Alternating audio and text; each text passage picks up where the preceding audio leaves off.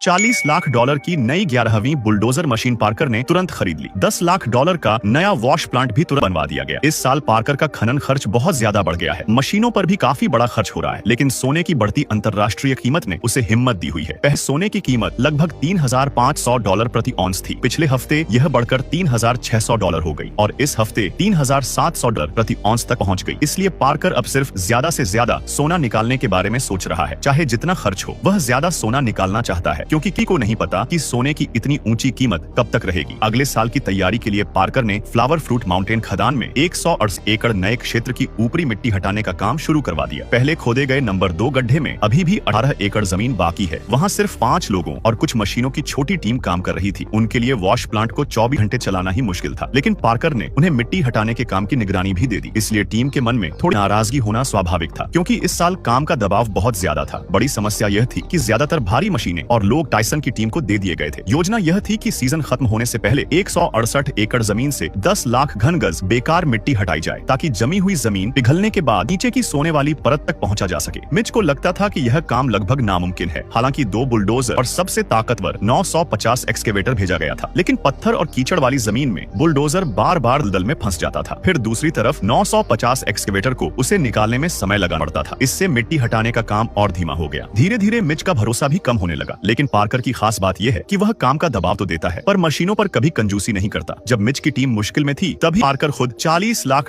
की नई D11 bulldoze machine लेकर खदान पहुंच गया। इस विशाल मशीन के आने से मिट्टी हटाने का काम काफी तेज हो जाएगा। दूसरी तरफ पार्कर का भरोसेमंद साथी टायसन भी बहुत व्यस्त था। उसकी हालत ऐसी थी जैसे उससे एक पल की भी फुर्सत नहीं, क्योंकि एम्परर वैली की तीनों वॉश प्लांट की जिम्मेदारी उसी पर थी। मतलब वह एक साथ 3 टीमों को संभाल रहा था। इतनी सारी मशीनों में खराबी आना आम बात थी, इसलिए टायसन लगातार एक मशीन से दूसरी मशीन तक दौड़ता रहता था। इस बार समस्या रेड सी वॉश प्लांट में आई। कुछ समय पहले ही वहाँ नई वाइब्रेटिंग स्क्रीन लगाई गई थी, लेकिन अब मिट्टी अंदर जाकर एक जगह जमा हो रही थी। जो लोग खनन वाले वीडियो देखते हैं, उन्हें पता होगा कि ऐसी समस्या आमतौर पर कन्वेयर सिस्टम में खराबी से होती है।